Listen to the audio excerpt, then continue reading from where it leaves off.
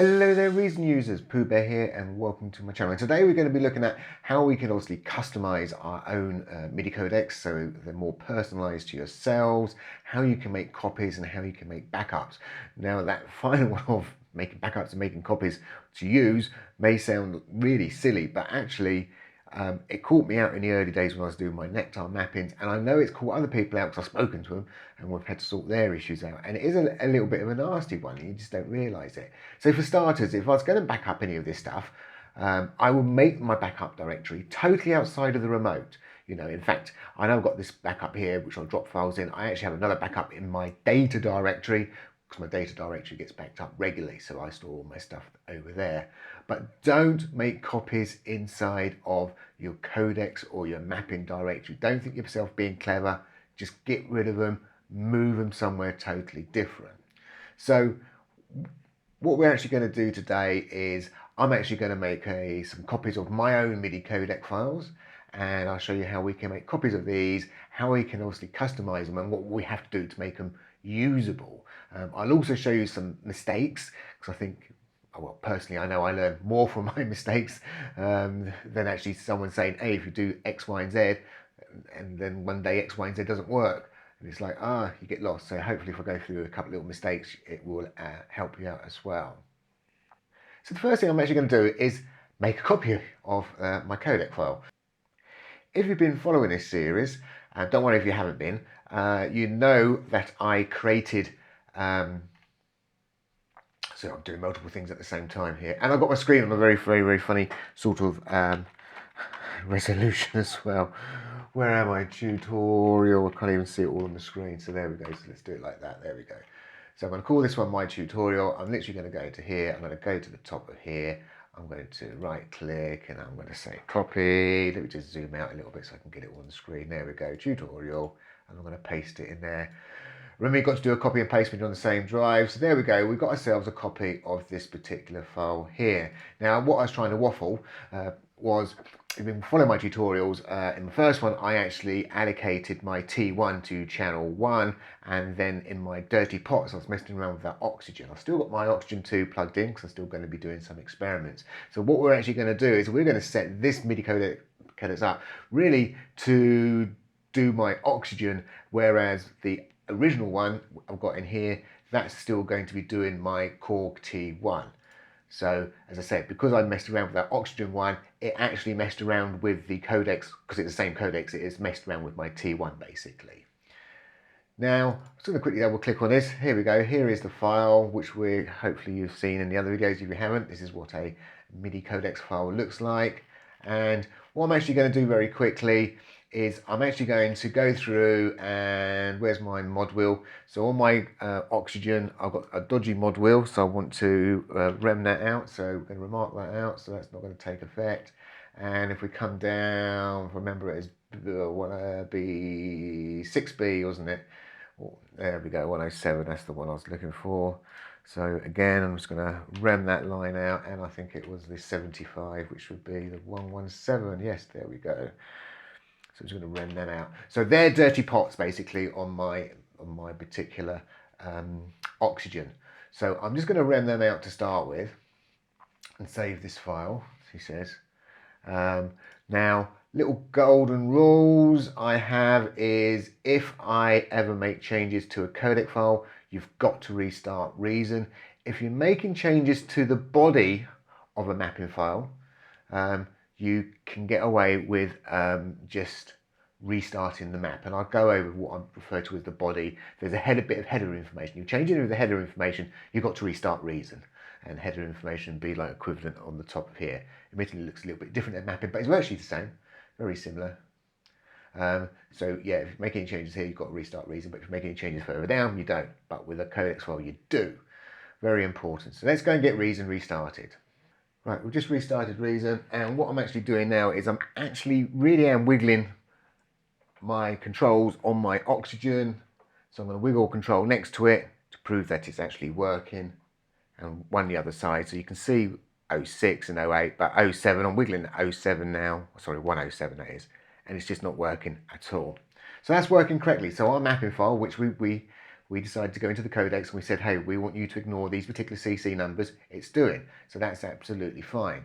But actually, let's have a quick look at the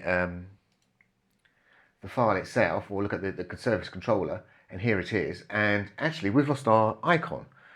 So we used to have this lovely, pretty icon, and it's no longer there. And of course, the T1 has lost its icon. And this is one of the first gotchas that people are falling into. So if I was to, rather than explain, I'm just going to very, very quickly, I'm going to just rename this folder here. I'm just going to rename it to tutorial. And I'm going to restart Reason. So we've restarted, and I'm now going to twiddle my 107, and you can see, hang on a second, it's suddenly picking it up again. So let's actually have a quick look at our setup. You can see we've got the picture back, and it'll be the same true for the T1 as well. So there's my Korg T1, we've got the picture back on there.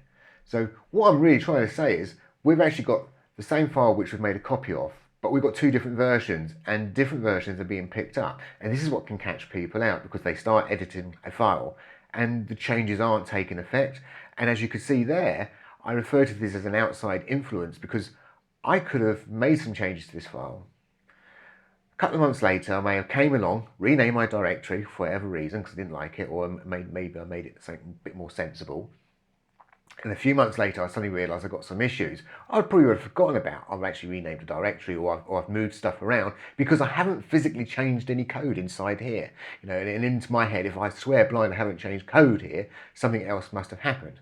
Well, of course, I'll rename the directory so the order's being picked up differently. So when Reason's scanning through this directory, it's obviously doing it alphabetically. So when it saw my tutorial, obviously M's before P, it read that file. So when it came across the duplication within PoohBear, it just says, I already got that, ignore it, and carried on. Now I've obviously swapped it around. So the PoohBear version of this file is actually being read, and obviously the tutorial one, which has my changes, is not being read.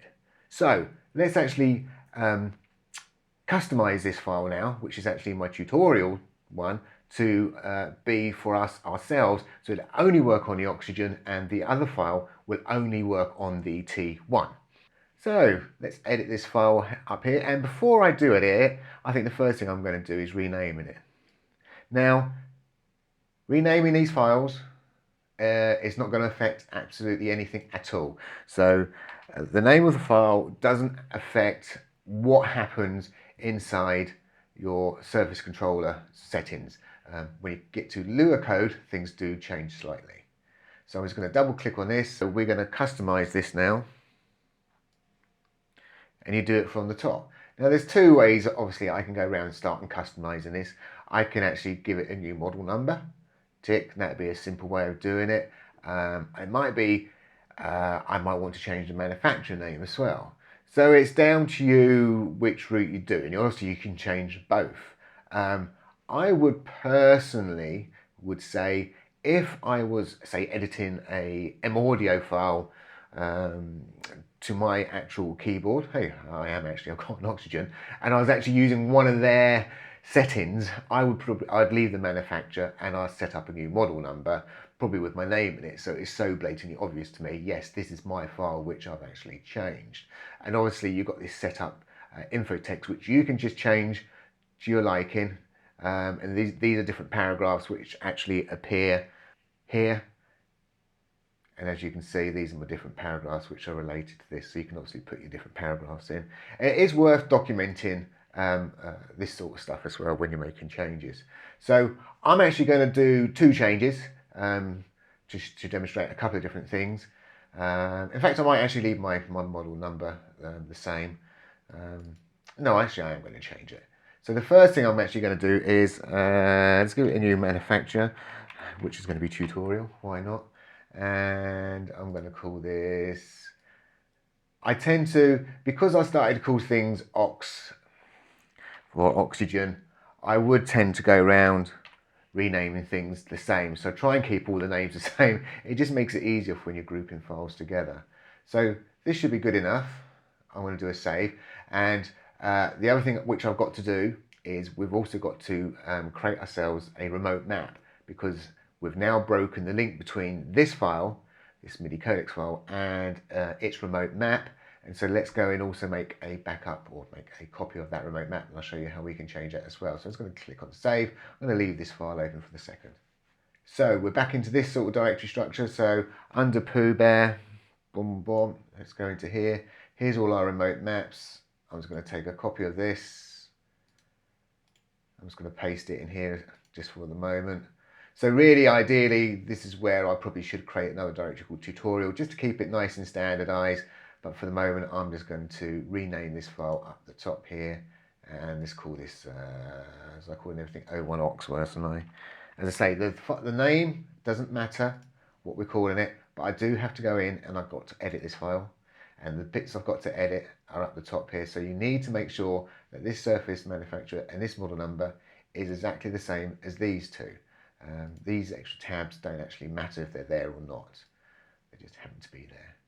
So I'm actually going to cheat, and I'm going to say I'm going to copy this over. Then that way I know I've got it right. It's not an accident then. There we go. So I know I've got my spellings right, and I haven't accidentally, because that's the sort of thing you'll end up doing. You could end up putting in a silly little typo, and you may look at from one to the other. Oh, well, I might call it tutorials and put an S on the end or something silly like that, and it's just not obvious to what's going on. So I'm going to save that now. We've got our MIDI codecs. What I'm going to do now is actually just restart Reason. So at this stage, you can see that the Korg T1 is pointing correctly, because we can go by the picture. And if we actually scroll down, you're going to see, oh, this PoohBear one is obviously pointing to the same one as the Korg. They're using obviously the same codecs. That's because we haven't changed anything. We've done the back end. I've now got to delete this out, and we've got to then add the new one. So add manual, and this is a good one, and I deliberately called the name tutorial because when we look down my list, we've got ourselves my PoohBear, but I haven't got anything else. I haven't got my tutorial. That's because you've got to watch out for these things. It's there. There is a scroll bar, but sometimes that scroll bar is so hard to see, so it's there hidden away. If I'd have called that anything else, like to get it higher up the list, you would have seen it instantly. But just bear that in mind if you did happen to go right down to the bottom, it's just scrolled away. So I can click on tutorial, and it's pulled up this stuff. So that there's our model number. So that model number is obviously rating back to that. The text is obviously, we need to get that updated. We need to select ourselves a MIDI port. So I'm going to quickly do that. So there's my oxygen one. And obviously the other thing which is wrong with this is the picture. So we're just going to go through the picture in a second. So this should be working as the way we want it. So if I come into here, edit remote override, I'm now going to move my controller. I'm moving it, nothing's happening, which is what we want. Let's move the knob next to it. Great, so we know it's definitely working. My 107 isn't, and there's my 108. So yeah, so I've got 6 and 8 working, 7's not. Brilliant, so that's working the way we want.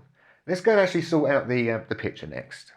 Sorting out the picture is actually going to be a lot easier than you realise. One of the best things to do would be to just obviously take an existing picture. So I'm going to take a copy of that. I'm going to put that in with this file here. Now, the name of this file does matter. And so again, I'm just going to cheat. I say cheat, I believe in copy and paste a lot. It doesn't matter how obvious some things are to type in. If you do a copy and paste, you know you've got it right. So I've copied and pasted the name. So this picture now will work when we restart Reason. But I'm not going to restart Reason. I'm actually going to edit this file, and you can obviously just get this basic editor. I happen to be using Coral, and it's a very, very small picture. It's only 96 by 96 pixels. That's how big it has to be. And all I'm going to do to this picture is I'm going to put like a red cross through it. So this is saying to me, hey, this isn't my standard one. I'm just going to save that off. This isn't my standard icon, so I don't get confused. So let's restart Reason. So here's my T1 with a nice little icon there and thumbnail, and here's this one with our nice red cross through it. Now, obviously I did things and I set things up slightly backwards when I made this video, just to show you some of the gotchas of how you can fall over and realize that you think you're using one file and not the other. So here's a simple little tip. When you've made a copy, First thing probably to sort out is actually sort out the picture. If you sort out the picture, so if I'd have sorted this picture out right at the start and put my red cross on it, it'd have been so much more obvious to you. I mean, we saw it because it went blank, so I knew things, which ones it was using. But even having something as simple as that red cross, because it stands out that little bit more, you know, you'd have said, hey, look, there's a red cross appearing here, then you know that this one was using the wrong codecs. Going forward, there's no way that this one here, Korg T1, can use this one's codecs now because we've called it tutorial. We've absolutely changed the names of everything, so there's no way they can get duplicated. It's the fact that if you make a copy anywhere in these sort of directories, if you're not careful, it can pick up the wrong one, and it really does mess with your head when you're trying to sort these things out. So hopefully in this video you've seen how we can actually make a copy of an existing codecs, how we can obviously then just start editing it, and we've got obviously the remote maps we can edit, and yeah, and hopefully you're not going to fall into any nasty traps. In my next video, I'm actually going to get into a little more heavier, looking at some more sort of flashier stuff, or some stuff which isn't so well known within the remote maps, and probably what other manufacturers aren't doing, which could be actually useful for yourselves. Thank you for watching, and bye for now.